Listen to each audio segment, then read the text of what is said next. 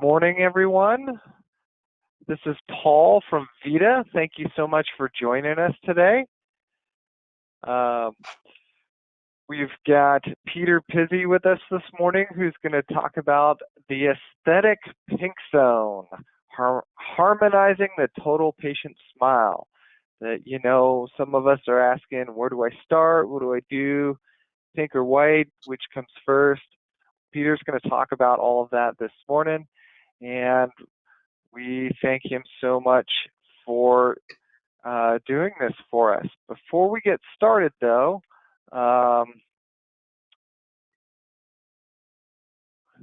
let's see.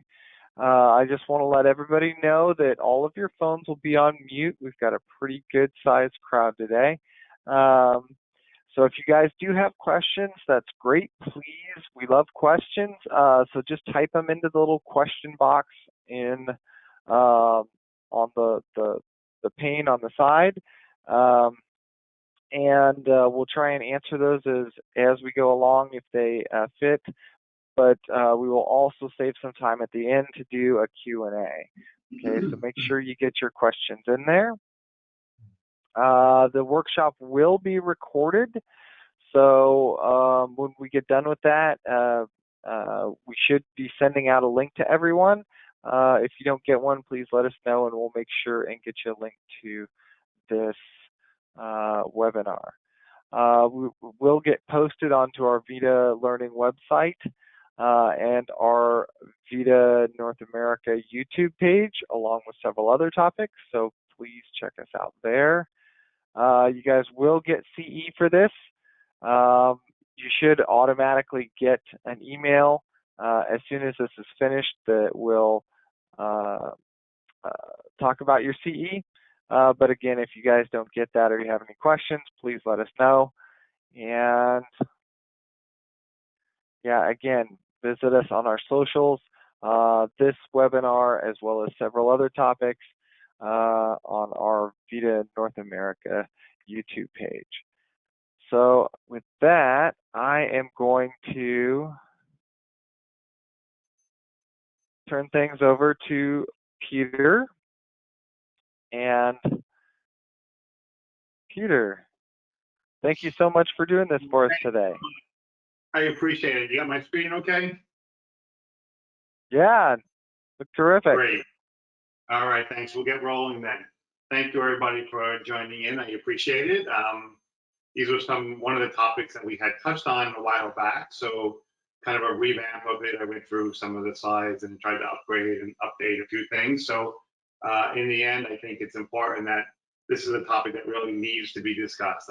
It's something that's really important today in our learning world, and I wanted to kind of break it down a little bit. So for those of you who have spent any time with me in the last year or two, you know that I've been talking about materials a lot in general, and what I've been kind of focusing on is what you see here on the top of my screen, these two or three words that you see here: feldspathic, window veneer, veneers, fully layered, PFM, zirconia, lithium to silicon, talent level, is really what I believe is the future of our profession. Now, I know people argue that with me. I get the arguments all the time about the monolithics and the translucencies and all the great things that are involved in that.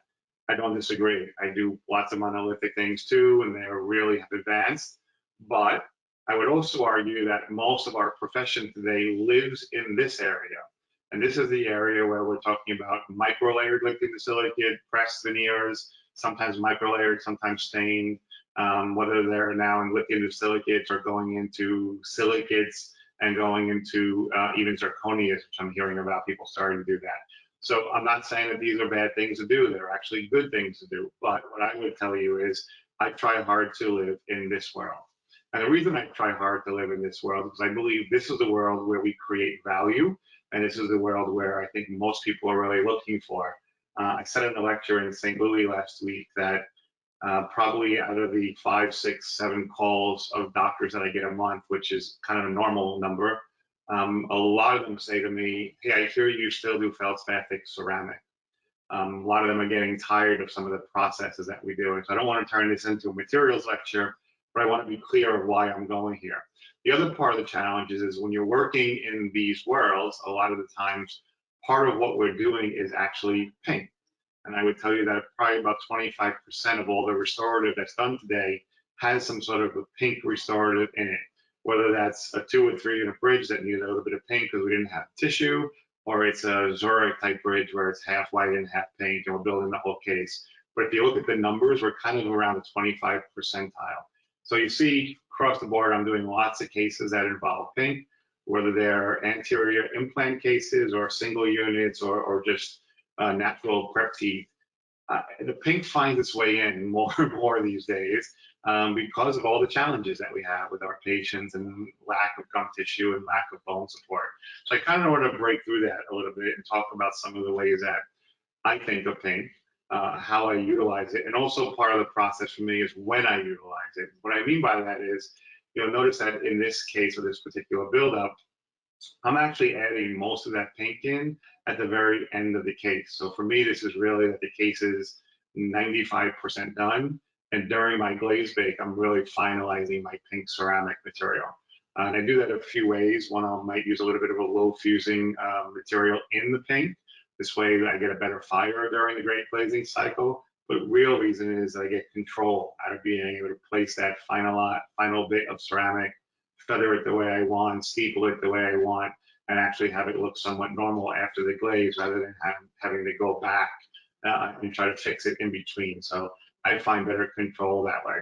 Also, when you're looking at my normal sequence of face white and pink, looking at the patient's face, understanding where the white part is of the dental facial, and understanding where the dental part is, that's where the white and pink kind of meet. I think it becomes more critical about how we see the pink. And it's not just about seeing papillas or supporting the gum line, it's also about how the white and pink support the lip dynamic and make what we think aesthetics are kind of work together across the board. So let's break down the types of lip dynamic we have.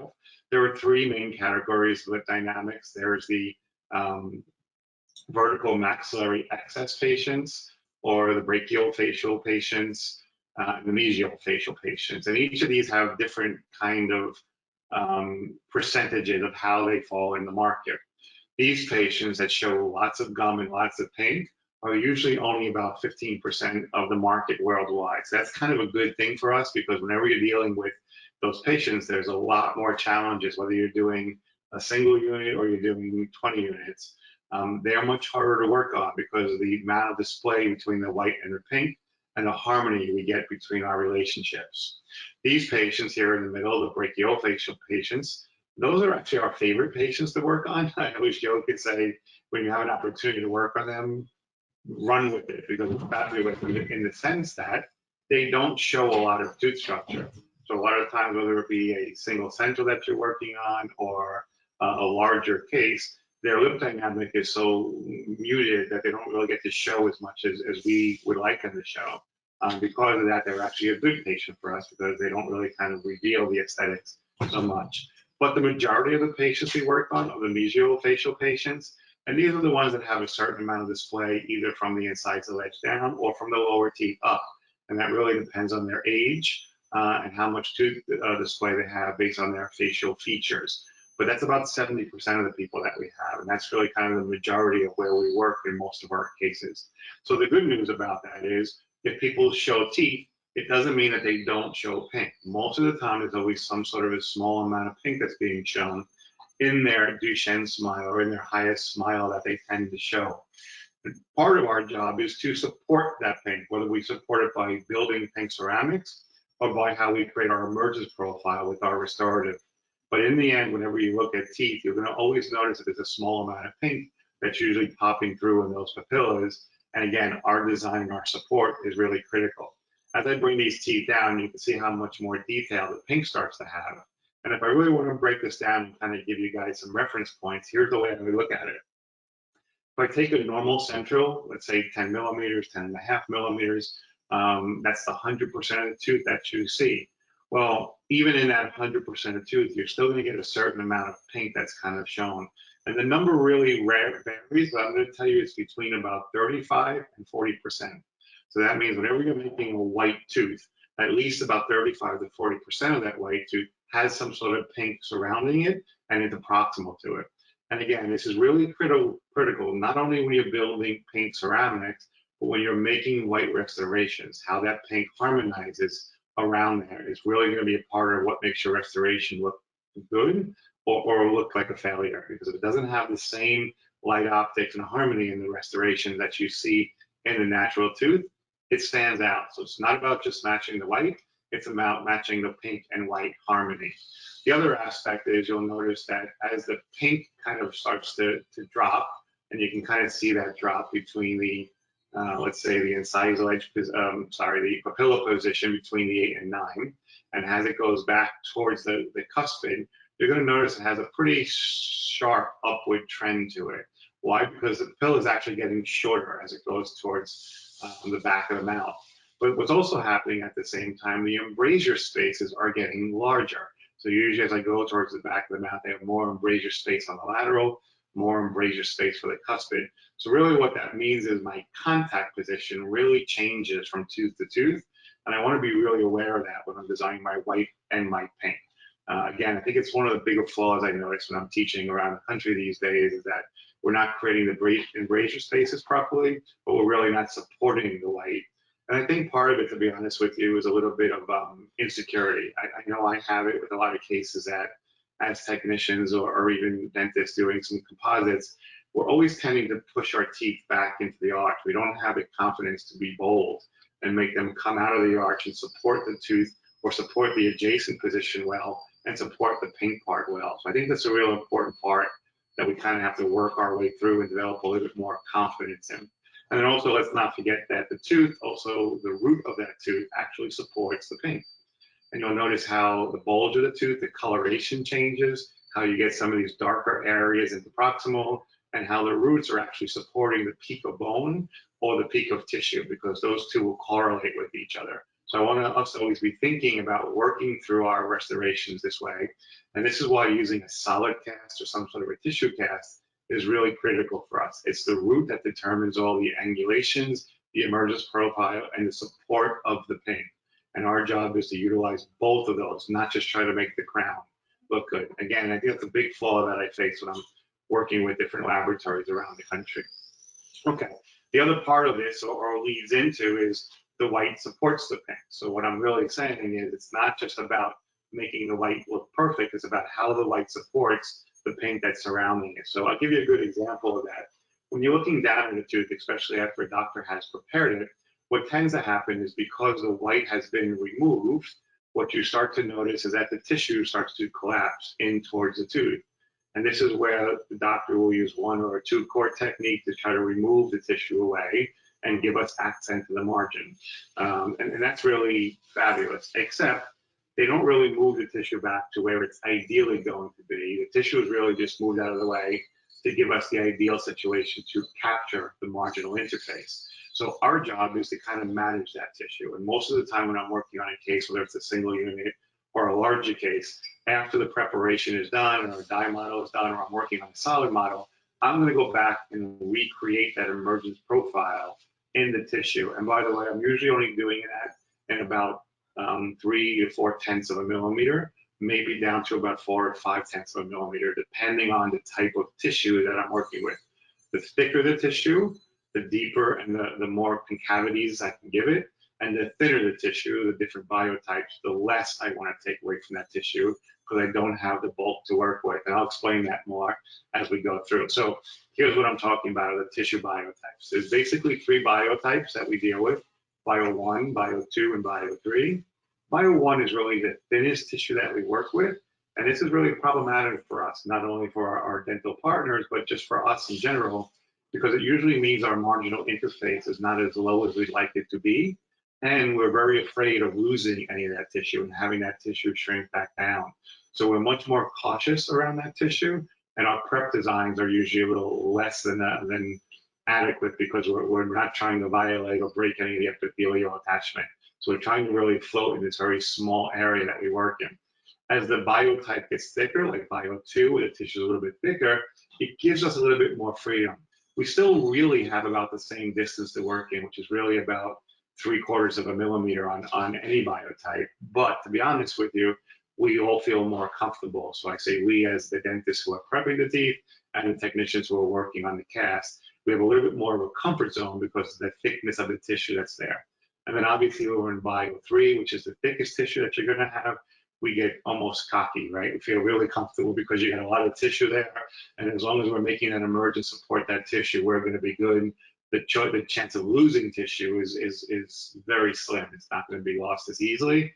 So we really want to have that confidence to look at it. And I know some of the technicians there are probably asking me, well, how do I know what tissue it is? Just look at the cast.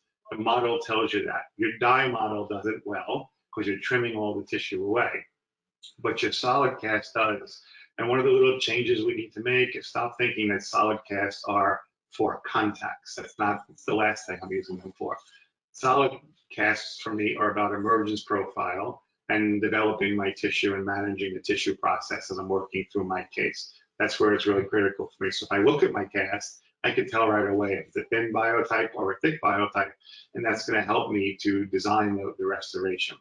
Also, when I want to design my restoration, no matter what the tissue is, I want my tissue to be supportive, or I should say I want my restoration to be supportive of my tissue. So you can see a case here. This is actually prepped by Dr. Mike, a doctor here in Staten Island, and this is on insertion. So you can see what a nice job he's done in managing the tissue in general.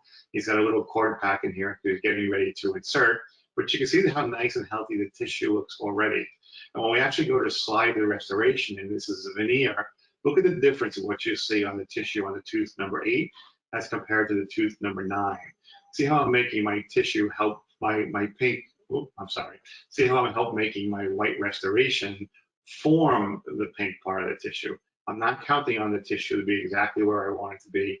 Part of my job in managing that emergence profile is managing the white part of it. And you'll also notice at this point on insertion, you see a little bit of pressure here happening on the tissue, and that's a good thing for me.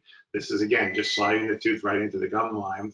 And you'll notice I'm trying to manage the zenith and get the papilla where I want it and manage the health of how that tissue looks across the board. And that's a real important part that I think we miss out when we talk about the white and the pink part. This is actually a case that I did with Dr. Mike years ago. It's an older case, but I've showed this a few times over the years. It's kind of great because besides for some of the orthodontic treatment that the patient needed, moving that cuspid in, and some occlusal issues that the patient had to manage, that we had to manage through for the functionality of the patient. In the end, for those of you who didn't catch it in that first slide, the patient had a deciduous tooth on the cuspid. So not only did we have to remove that tooth, we had to make a decision about making a 3-unit bridge or placing an implant or maybe a cantilever case. And in this particular case, because the bone was good, the tissue was good, we felt very comfortable placing an implant. Also, you'll notice that the occlusal adjustments were established, meaning we have a new incisal edge position, and we fixed all the occlusal issues, which I'm not going into today, an occlusal lecture. But in point, I do want you to notice that when this patient smiles, you are noticing a good amount of the pink here. And now that I have an implant above that or inside that tissue, that implant is going to be problematic for me. It's going to actually cause me to possibly get a grayness looking there or something that I don't really want aesthetically with that tissue. So what I did with this particular case a lot of years ago was I made a metal abutment, even though I still think a metal abutment is the right choice for a lot of these cases, especially in the anterior. I did want to manage the aesthetics on the tissue. And you can see here that I've taken my flash off the camera and I basically put it behind my model. And the purpose of this was to understand what type of tissue I had. And this can kind of show you that I have a fairly thin tissue here. Is it a bio 1, maybe bio 2? It's really thin, right? So that means whatever my restoration is, and in this particular case, a gold abutment, I'm going to get some bleed through in that. It's going to make the tissue look a little dark, which means my restorations won't look as nice as I'd like it to. What I actually did for that was I fabricated ceramic margin material on the actual abutment. This way I now have the best of both worlds. I actually have the ability to have some of that coloration come through the restoration or come through the paint, and then I could build my emergence profile in my final restoration. But I'm really trying to manage the best of both worlds so I can understand how to manage the pink part of this and also manage the white part of this at the same time. So when I place that together, the emergence profile is really critical. You'll notice that the shapes of every tooth is different. And I've touched on this many times before, but in general, I want to make sure that we're kind of on the same page with the shapes and the emergence profile of the teeth around us. And the best way to look at that, I always say, is you look at the incised edge of the tooth down, and you start cutting the tooth in half into little sections or down to the gingival, and watch how that three-dimensional shape really changes. Is where you can really start to understand emergence profile and tooth form. It's kind of the best way to do it. So because this is going to be a cementable restoration, the very old case, today I probably would have tried to make this screw retain if I could have, or set screw on it, which I'll touch on towards the end. Because it's going to be cementable, I want to make sure that my margin placement is not more than 0.5 of a millimeter below the tissue. And the real purpose for that is because of the cementation. Anything below 0.5, it's very difficult for the doctor to clean the cement out. And if they have trouble cleaning the cement out, it's the #1 leading cause of implant failure, is cement actually getting down underneath the restoration and touching the bone of the implant. Again, #1 cause. So be careful of that area and make sure you understand where that marginal placement should be as you're placing your way through. After that, I'm going to treat that one unit with a metal, old school metal ceramic case and a PFM margin. And the rest of the case is going to be just simple veneers. So you can see veneers from the lateral to the contralateral cuspid, but this cuspid is going to be a full coverage PFM with the 360 ceramic margin and a ceramic marginal interface on the abutment. So it's ceramic to ceramic, and it'll probably come up later, but I'll answer it now just in case. We want our clinical partners to use a clear cement when cementing these. Predominantly across the board, we use clear cements for that. So here's our final case, our final restorations. Again, it's a really old case, maybe not the one I'm most proudest of, but I think across the board, if you look at part of the process, we have veneers on every tooth. But what I want you to really look at is not this stuff. I always like to say this is kind of the easy stuff. What I really like you to look at is the pink and white interface, how the veneers blend into the pink and the harmony, and how that one tooth or the implant actually blends in just as well. And in the end, it was really important that we did all those things because this particular patient, although we thought was a brachiofacial patient when we started, we were actually wrong. She was a VME case. She was actually a vertical maxillary excess case. And when she talks and laughs and smiles, she shows it all. So had we not taken that little extra step of managing that pink part with the right abutment, that case would have probably been a failure. We went back and been revisiting how to make that work across the board. Okay, so that's with the white helping to manage the pink.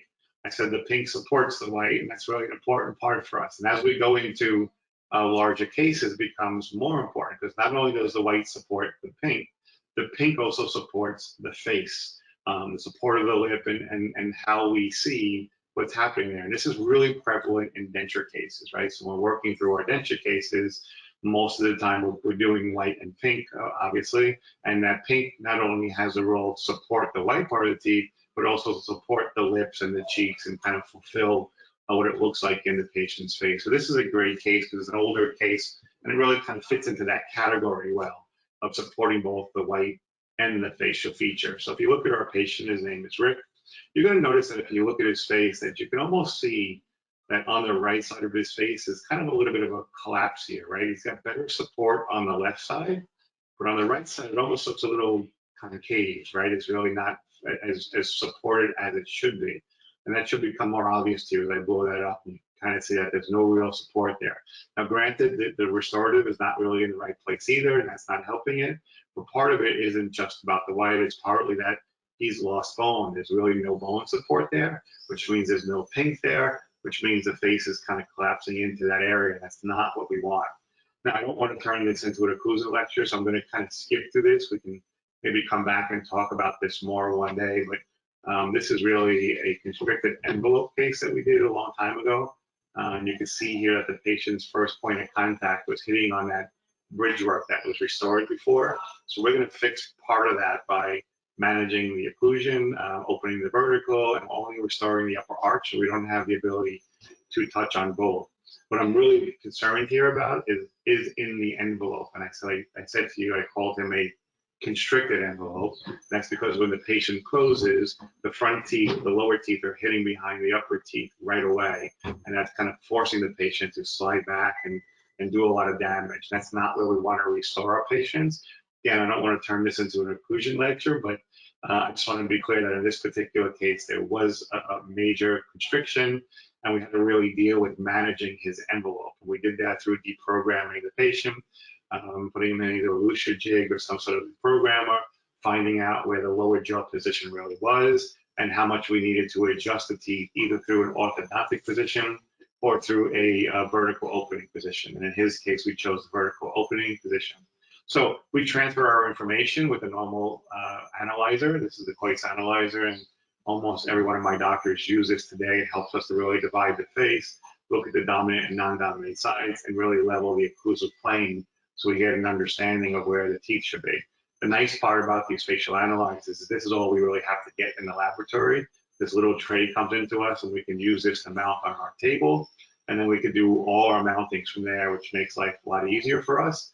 I could also use this digitally, by the way, if I need to, but not really a topic for today. And in the end, that flat plane now gives me horizontal reference to evaluate if the teeth are in the right position and if the mounting is proper. And in this particular case, I'm not only going to mount the case with the doctor's bite, but I'm also going to take what we call a palatal index of the two study models. And what that allows me to do is actually cross mount my die cast or my solid cast, because I have to believe that it's very challenging for my clinical partner to be able to get bites on patients when they have no teeth left in their mouth. The only teeth this patient is going to be biting on are those last molars, and that's going to be almost impossible for them to give us an accurate representation. So I like to use the study models for that, and then I'll use this little palatal index here on my die transfer or my solid transfer to remount that second model. And that really makes it a lot easier and a lot more accurate for me. And by the way, if the doctor's bite and my palatal index kind of coincide, I feel really great about it. If they don't, I'm sticking to the palatal index 90% of the time because I feel like it's way more accurate. Is it perfect? No, because I'm taking that from soft tissue. It's a stone cast, but I'm taking the soft tissue, and you know that every time you take an impression, that soft tissue is a little bit different. But I think it's a much better or closer reference, especially on these larger cases when you're only doing one arch. So in the end, what I also want to make sure is that what I see in the patient's face, that I'm seeing on the articulator, right? Seeing how the plane is pulling up here and how it's pulling up on my faceball mounting. So now I'm kind of okay. I'm going to do a diagnostic wax up. And you can see in my diagnostic wax up, I actually added some what's going to be pink here. So I'm trying to get some support out of the cheek during the process of that. And when we put that in the mouth, Dr. Mike actually called me and said, you know, I think we need more pink. I think, you know, maybe I'm going to send the wax up back and I want you to add. And I kind of remember saying, you know what, Mike, you have the patient right then and there. Mix up a little pink acrylic, put it over the area that we need, and just get it to where you want it to be. This way, that'll become our new study model. So Dr. Mike did that. He actually grabbed some pink acrylic, bonded it right to the provisionals, and got that pink support where he felt it was best with the patient. And by the way, I think that's always better, right? When the patient in your chair with your option to kind of make those little tweaks works a lot better than kind of guessing in the laboratory sometimes how much it should be or how much it shouldn't be, just like finding inside the ledge position sometimes. So you'll see here by adding a little bit more pink, we got a little bit more of the lip support. And now we're going to utilize that to start to follow through the process. So we actually did do a bisque drying on this. It wasn't for any other reason, and to be honest with you, that we actually forgot to take a pink shade. So we were actually evaluating the color of the pink to see where we were, and that really helped to finalize the final pink. And you can see that I have the case probably 90% done here, but the pink is maybe about 60% done. I'm going to final that pink in the final bake or the final glaze, like I said before. So I'm going to come back and glaze the restoration up and add to that final pink and try to create some of the papillas and try to think of that 35–40% ratio of the tooth of how much pink I want to show. And then we want that to hopefully blend in with the adjacent teeth. So you can see on insertion, this papilla is starting to come in kind of nicely, and I want to keep the zenith and the height on a very similar path. Looking back on this, God, this is probably a 10–12-year-old case. I probably should have dropped some of my pink here a little bit more. He got a little bit to be more contralaterally on the other side. I'm not sure why I didn't, but hindsight is always better. So if I get to redo it, I'll have something to look at next time. But in the end, there is the white and pink, and you can see that everything blends in pretty well. And we'll take a look at that in the patient's face. And what we really look to do is get the support out of that. So remember I said the white supports the pink, but the pink supports the face. And you can see the difference in his face. I mean, obviously he looks better, his hair is better, he's got no glasses on, but look at the difference here in the jawline and how that little bit under the nose really collapsed in, and how we've given him that little bit of extra support here. So that's a real important process in managing our pink cases. It's not just about supporting the white, but it's also about supporting the entire face. Also, another part of our challenge here is to be hygienic. So especially when you're dealing with these pink cases, making them very hygienic is really challenging for us. And by the way, they're more challenging when you're dealing with small amounts of pink. This is a case that I did with a good friend of mine out in up in is it Maine? Yeah, he's in the Maine area, I think. Miles Cohn, great dentist. I think we're doing a lecture together in Chicago this year, if I'm not mistaken. Next year, I should say. And these cases are really, really challenging. Why? Because not only does the patient show everything, but now we have to try to match pink to the patient's adjacent teeth. And what a nightmare that is. I think that's the hardest thing we do, way more difficult than a single central. Probably the most challenging we do is pink in small areas. I mean, that's almost at the point where I say sometimes we're better off doing these directly in the mouth with composites, but that has its flaws too. You can get the coloration better and the composites look great.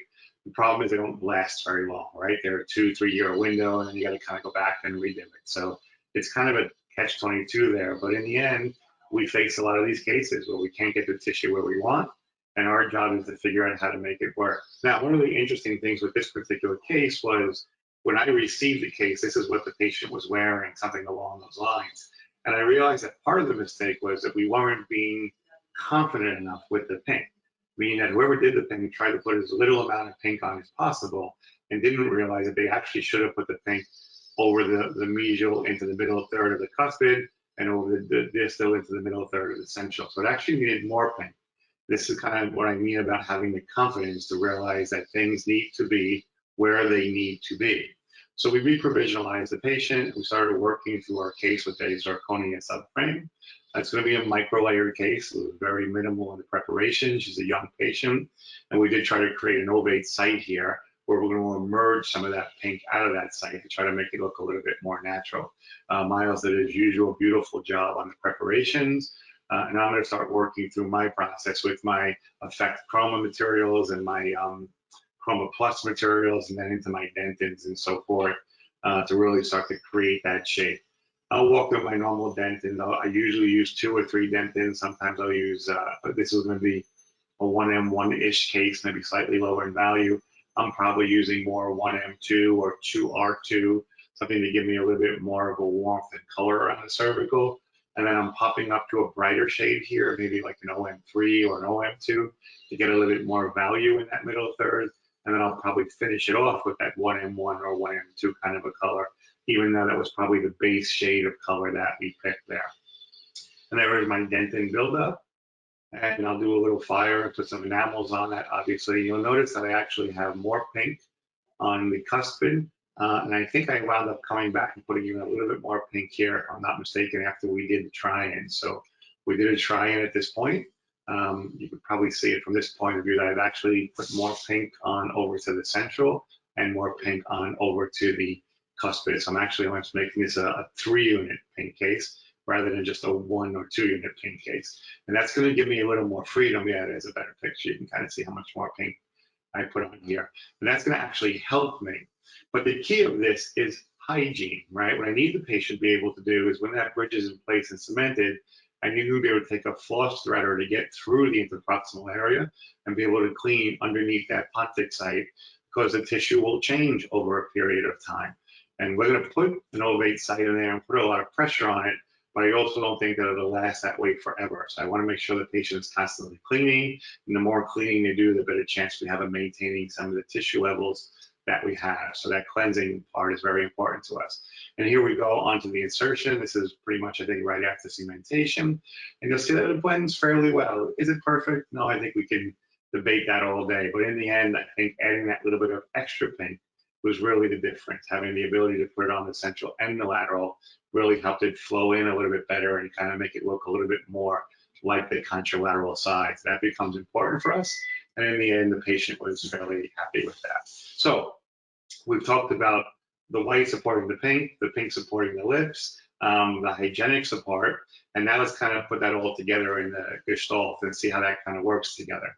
So when we're working through our cases, especially in these larger cases, and especially in implant world, a lot of times we need both. We need the white to be in the right spot, we need to be the pink in the right spot, and we need the white and the pink to be supportive and hygienic in our restorative process. So this particular case was a little bit of a challenging case, but I just threw this in there because I wanted you to see where we were in managing through this case. It was an implant case. I would argue maybe not enough implants placed in some ways, maybe too many in other ways. It really depends on how you want to finalize the restorative here. But we did have a pretty big edentulous area, and we had most of the implants on the posterior on one side, and then one implant that kind of popped onto the anterior, which, to be honest with you, I would rather not have if I don't have to. I'd rather have everything cuspid back and manage the pink and white with just the ceramics rather than have to deal with the emergence profile of an anterior implant sometimes. It makes it more challenging. Also, like I said to you, we always want to try to screw retain these types of cases. And I think it's important for us to really kind of manage our way through what we can screw retain and what we can't. Because there was an implant in the anterior, the chances of us making that screw retained are usually fairly slim. So in this case, we screw retained everything except the anterior implant.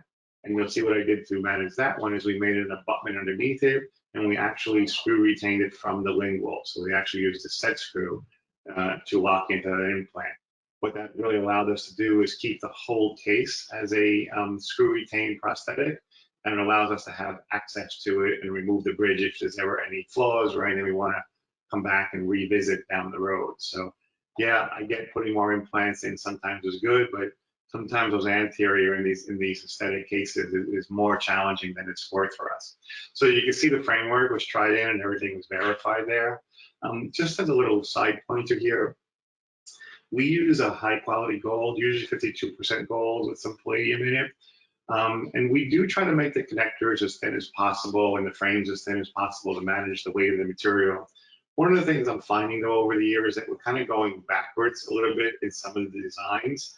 And when we're making these cross arch cases, Keon's working on one right now.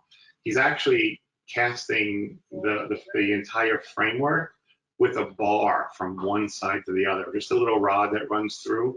And the purpose of that is because when you have this big one-piece frame and the connectors are kind of thin and the frame is fairly thin, and you start to put porcelain on it and fire it over and over and over again, you start to get some pulling on that frame. And I feel like the implant seat is a little more, has to be a little more aggressive. I don't like that.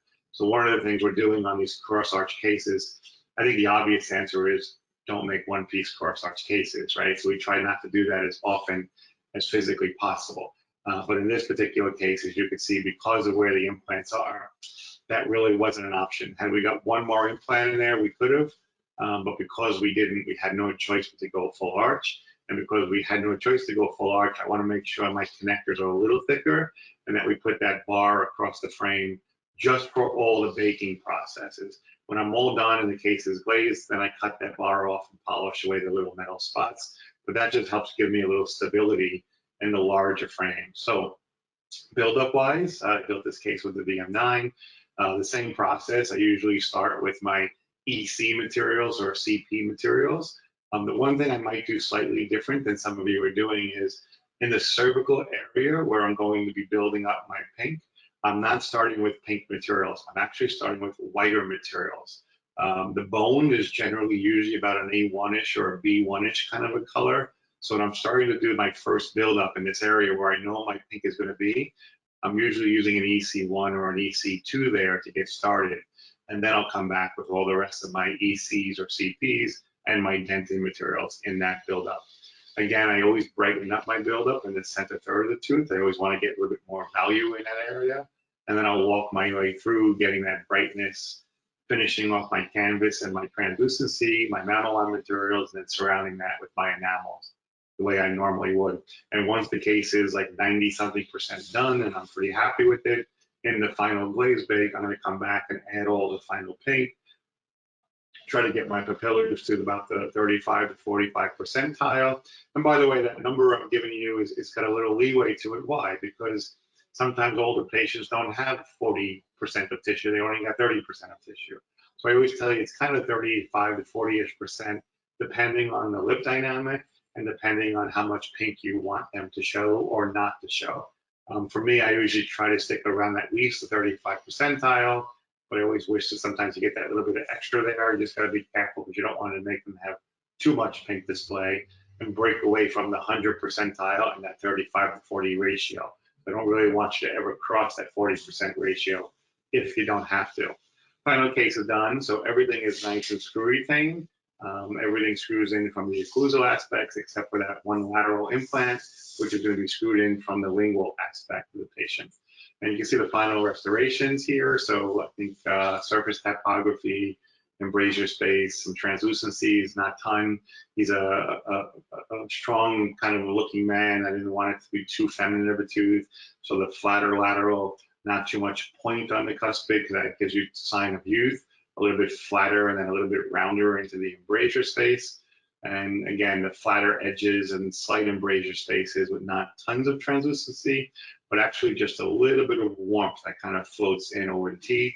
So I got a little bit of warmth in the cervical. I brought it up into some of the middle third and a little bit towards the insides of the edge to kind of give it a little bit more character and age.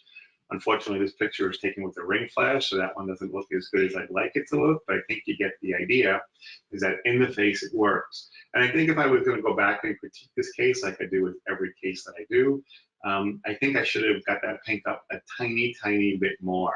If you look close, you can almost kind of see the pink sticking through, but I think I regret that I didn't push that boundary just a little tiny bit more to get a little bit more of a pink display. In the end, he's happy and the case worked well. But I want to be clear that, you know, managing your thoughts sometimes is a never-ending process. I feel like every case that I look at, I'm always thinking, I wish I would have, I should have, can I go back and redo it kind of case. In the implant world, this is even more critical, right? Because there are so many implants today, and I think as you saw with a case like this, when you're dealing with, you know, one implant in the anterior and then all the posteriors, that's one challenge. The other challenge that we face is sometimes there is one or two implants next to a natural tooth or a minimally invasive tooth, right? So it might be a full coverage or a veneer. And this case kind of emulates all of that. And I'm going to be honest and say that I think that's the majority of the hard cases that I see throughout the labs today is this problem. And I dealt with this a lot in a lot of the lectures that I've done and a lot of the webinars that I've done in this past year is really managing space, right? How we manage when we have an implant that I have 3 millimeters of ceramic space next to a veneer where I only have 0.6 of a millimeter of space. My job is to make those work together. Well, this case is kind of the epitome of that. This case is about maybe 2 years old now. This is Sean. Sean was in some sort of a bar fight. He wasn't fighting, but I believe he got elbowed in the mouth and they fractured his 2 front teeth and the bone around it. So it was really pretty severe for Sean, what he had to go through. Bone grafts were done. The good news that we discovered with Sean as we worked our way through the case is that it's not necessarily good news, but the important information, I should say, is that Sean was what we call a reverse curve smile to start with. That means the upper front 4 teeth were actually shorter than the cuspids and the posterior teeth. That's really important for us to know, because if we don't know that, then our common brain is pushing to drop the length of the centrals and the laterals, which by the way we did in the first wax up. And we put it in his mouth. Sean was like, no, these are too long. And we're like, no, that's where they belong. And then we had the ability to go back and look at some of his photos that he sent in, and we realized, no, they're too long. He was always reverse curve, and that's where we're going to build him back to. So we did a re-wax on the anterior 4. So you can see what I mean by the longer cuspids and the shorter laterals and centrals. But this is where he's always been, and this is where he's comfortable both functionally, phonetically, and aesthetically, and this is where we're going to put him back. So the provisionalizations are done. One of the great tricks that a lot of my doctors do today are these little sticks. Rather than using the company shade guides, the VITA one or whichever ceramic you use, they're okay. I mean, again, they're just reference points, and I like them. But I actually like when the doctor can take some of the composites from the kit, which, by the way, usually match my ceramic, and actually give me some shade tabs custom made to that. I can get a few references that are better and actually get to see where I want to make some changes in the ceramic and how I'm building that pink stage. The other thing here to note is that This is kind of the worst of all the worlds that we just talked about, right? I have a full coverage lateral. I have 2 implants, which means I have a lot of space. And this empty space here is going to be a refractory veneer, which means it's going to be very minimal prep. I'm going to try to save as much of the tooth structure as we possibly can.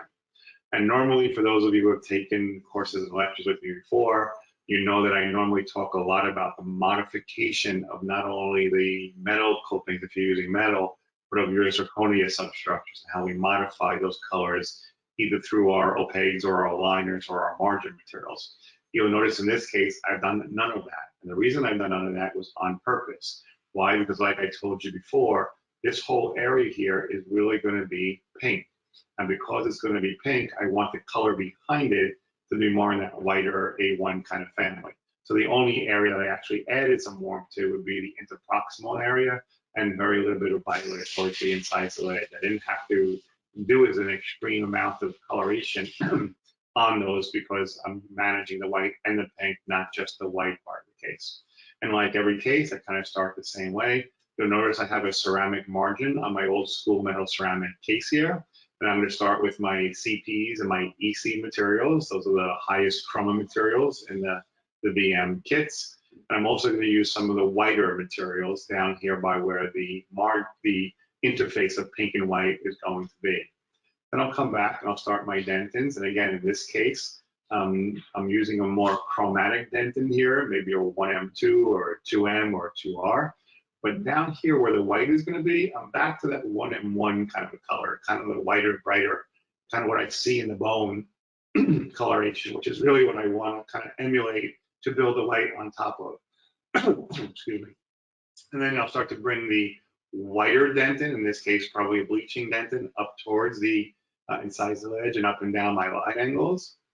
And I'll finish off that rough frame build up with usually a 1M1 or 1M1 mixed with maybe a little 1M2 or a little bit of a bleach dentin. I'm throwing these numbers at you. The goal here for me is to get to a high value 1M1 case. But as you can see, the 1M1 is not my only powder that I'm going to. It's kind of the least amount of powder that I'm using is in the 1M1. And it's all the others, the 1M2, the 2Ms, and the OMs that I'm kind of using to help get the value and the chroma support that I want. I'll then finalize my canvas with my translucent materials. In this case, I used a mix of EE9 and EE10. I like to throw about 10% of the EE10 in there. On its own, it's really strong, but I would argue on its own, the EE9 is a little weak with the bluish and the translucence that I want. So I usually throw in a little bit of the EE10 in there just to kind of pick up that amount of blue translucencies. Then I'm going to come back with my mamelon materials, and I use different mamelon materials here. Sometimes just mamelon 1, 2, or 3. Sometimes I'll use the effect chrome as either EC1, 2, 3, or 4. 2 is really depending on the coloration that I'm looking for in the particular case. In this case, because I wanted a whiter, brighter mamelon, I basically used more of the EC1 and just a little bit of the the mamelon 1 and 2. I actually, to be honest, added a dot of pink stain into the mamelon 2, so I wanted to create a little bit more of a salmon-y kind of color inside those mamelons. So sometimes I'll cheat and throw a little dot of stain in there. And you'll see the effects that take place there. So you can see how the mamelons pop through. I've showed this kind of all the time. I feel it's, you know, you guys are probably sick of seeing some of these things over and over again.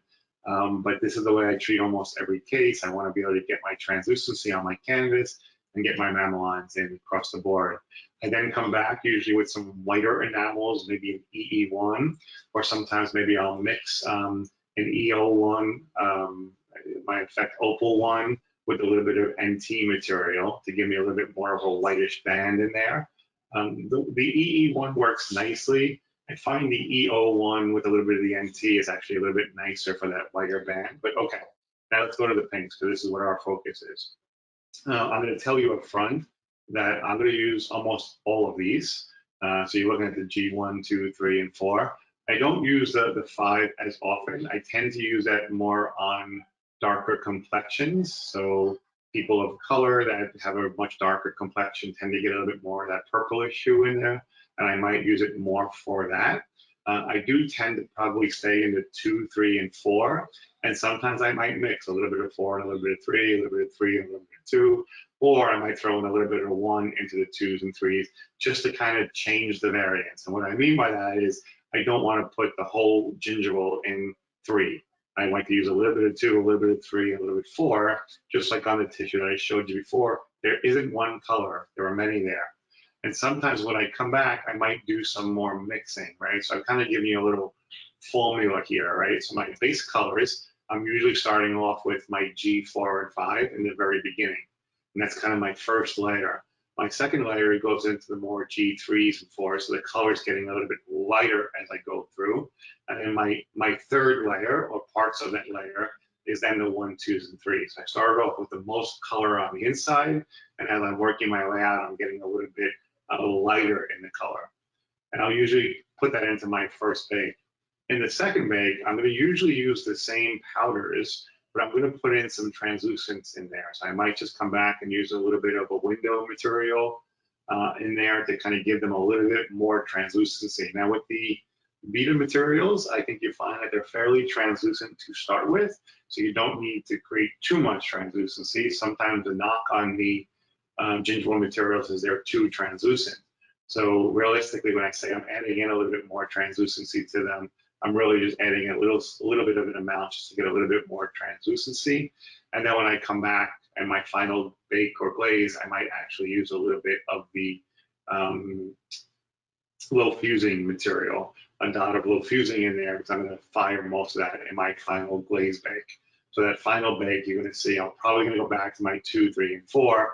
I don't have to add any translucency into it this time. Why? Because I'm going to put a little low fusing material in there. So that low fusing is going to mean it's going to overfire a tiny bit, and it's going to become a little bit more translucent anyway. So rather than having to mix that, I just put a lot of the low fusing materials in there. So there's my final bake. And you can see the challenge for this case is all the things we talked about. I want the white-pink harmony to be there. I want to make sure I have cleansability. So because they're individual units, you can see there's a little space, unfortunately, between the laterals and the 2 centrals. But we need that, so we have the ability to floss and clean in there. I want the pink to support the lip, but I also want the harmony between the pink and the white to blend in. And again, because he's a reverse curve, you're going to notice that I'm probably pushing the boundaries here. Maybe I'm only about the 30, 35 percentile here. So could I got a hair more out of that pink? Maybe a little bit more out of that every time. Again, hindsight is always better. So I did go back and look at all the different pinks. There are some different pinks and different kits in the new Lumex kit. One of the nice things about that pink is it's low fusing pink. So if you're working with zirconia, this is not for metal, by the way, but if you're working with zirconia, especially on those big Zurich bridges, I can actually come back and fire that very low. So I could fire that at 750 degrees and not disturb any of the other parts of the buildup that I did that were in the 850, 900 range. So having a low fusing pink material is kind of a nice process there to add in, especially if you're just doing a little correction bake or repair and you wanted to get a little low fusing material in there on zirconia, by the way. That's not for metal, so let me make that clear. Okay, so what goes back to my doctor at this point is a 2-unit jig. That jig allows the doctor to remove the 2 abutments from the cast and place them in the patient's mouth and torque them down to the proper newtons. If for some reason that doesn't work, well, the rest of the case isn't going to work, so you can stop the appointment right then and there. But obviously, we verify that. Also, we like to send these little plungers or jigs that the doctor can fill the restoration with cement and kind of plunge in and out of there, so we can get actually a nice, even, uniform temporary cement and not permanently cementing these, because we really just want the cement to be a moisture barrier. The case will be held by a lingual set screw, so we'll have a lingual set screw to kind of help us there. And here's the final restorations that go back to the doctor. So we have a veneer, 2-unit implant splint, and a PFM with ceramic margin. And I work the whole case in PFM mostly because of the lingual zirconia set screw. In case somebody were wondering why not zirconia, I could have done it zirconia. And in truth, I could even do the zirconia and the lingual set screw. But I just felt metal was kind of the easier path at this moment to take with this case. Even though it's probably about 2 years old today, I probably would have still done this in metal ceramic today, not much different than I did 2 years ago. So here's our final case. Here it goes on the insert. You can see the tissue blend is kind of okay. He will definitely get a little more fill in around these areas, which is what we want. We're putting pressure there now. And here's our patient. So he goes from the dentureless, looking like he was in a bar fight, to a guy with some teeth there. And I think in the end, you can see why I didn't push the papillas on this case. I had talked about going to that 35, 40 percentile was a little short because he shows so much tooth. I didn't want it to look like there was too much papilla there, especially with the reverse curve smile that he possesses. It makes it a little bit more challenging across the board. And in the end, I think the case worked out well. I've showed this case a few times in the last few years. It's a really nice case and a really nice patient. And I always like to let the patient kind of say what they think. They just look great. I'm super happy. Tell me about, you know what, the experience of having teeth again. Oh my God, it's awesome. I'm sure as you noticed when I first walked in here, my front lip was kind of covering my teeth a little bit more than they are now. You just walk around with more confidence. It's pretty nice to not pop your teeth out before you eat any meal, so that's pretty nice. Like you go to a restaurant and you want to like bite into something, but hey, you've got the retainer and I've got to pop this out, so you're like secretly doing it, and then you're very timid. Or you have the temps and you're ready to break or something. Exactly. Then you just get very timid and almost shy and self-conscious. But now I walk around and I've got all this confidence back. Nobody knows that they're fake. They look so good that people are like, oh, wow, you're really nice teeth. I'm like, guess what? They're all fake. That's the coolest part. Yeah. So that's been really. So I think it's always best hearing it from the patient. So I think we're just about out of time. I hope you guys can appreciate all the little details that go into managing white and pink. This, I think you've seen a billion times too. It hangs on the wall here in my office. Everyone wants to be successful until they actually see what it takes. And here is my email. If you have any questions that we don't get to today, or we miss out on anything and we want to come back and circle around, feel free. You can always email me. If I miss it, just resend it a day or so later. Sometimes I miss them. But Paul, I think we're good. Hopefully you have a few questions there, and I thank you all for your time and for all the people that keep coming to these webinars. I'm kind of blown away that every month when we do them, the numbers that are attending, it's kind of, it's nice. So thank you guys for being in attendance. And if you have any questions, I can hang out and answer a few. Thank you, Paul. Thank you, Peter, so much. We've got a question here. It says, I tend to mix the clear window towards the tissue contact area to create a blend effect. Am I overdoing it? Do you think this is necessary? Is the pink porcelain enough? So actually, it's really great that you're doing that. I agree with that, but I would add that you should mix them together. I don't know if you said it that you're using just the clear. I would use the clear with one of the pinks to tie it in together, because the clear on its own, although yes, it does take on some of the color from the pink, it also drops the value, right? So you kind of get that little grayish hue in there. So it's better if you mix a little of the pink in there, maybe 50-50 or 60-40, depending on how thick your pink to, let's say, how your ceramic pink to natural pink transition is. The thicker it is, the more you're going to want dentin or gingival color in there. The thinner it is, the less you can have, but I think you should always have a little bit. So I like that you're doing that. That's great. Terrific. Thank you, Peter.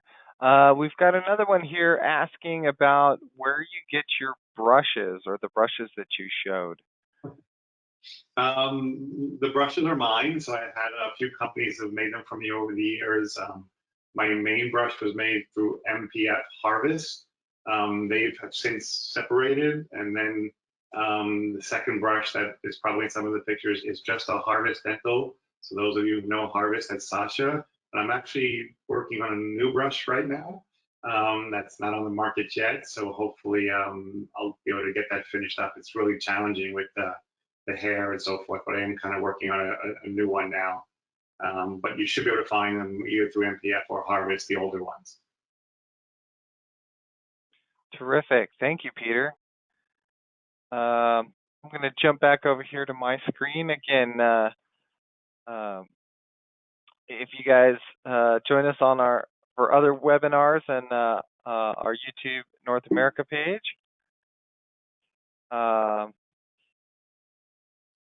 We've got more stuff coming up with Peter So please keep an eye out or visit us at our VITA North America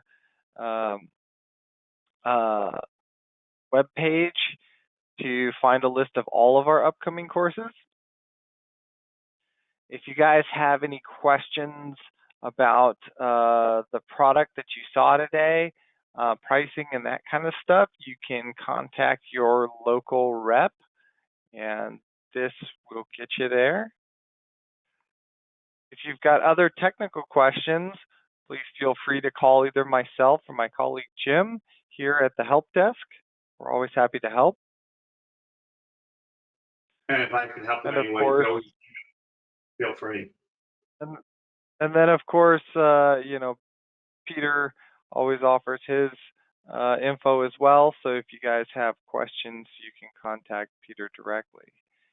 And Great. a final couple of questions that we've got. What did you use to create those dots on the tissue before baking? A toothbrush, simple answer. So in the dry powder, I'll just take a toothbrush and kind of tap along the pink, and that'll give me that little steepling kind of effect. And then how about, do you use any stains interdentally? I'll give you an honest answer. I probably shouldn't, but I have to because I can't not tell you the truth.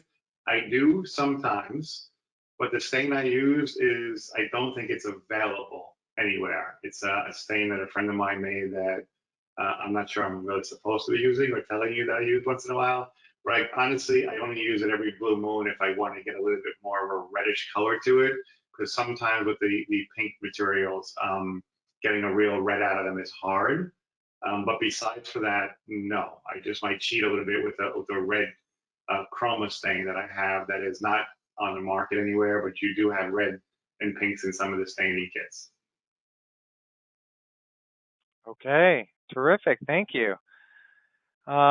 There's a question about a course they're hoping to do locally. If you're looking for courses that Peter does, either go to our website or contact either Peter or Jim McGuire directly, and they can give you more information on that. The CE credits you should email me for that, Paul. This way, I could tell you that obviously next year is starting to fill up pretty quickly already. So if there's something, of course, you want to do, I think I'm doing one in North Carolina next week. So if we have any North Carolina people there and you want to sign it, it's just a one-day lecture demo. But as far as hands-on or full-day courses, I know next year is, I think January, February, and March are kind of starting to fill up already. So if you email me, tell me where you are and what you're looking to do, we'll talk about it, figure out a plan to get me there. Terrific. Thank you, Peter. Last thing, we've got a question about CE credits. You should be getting an email automatically.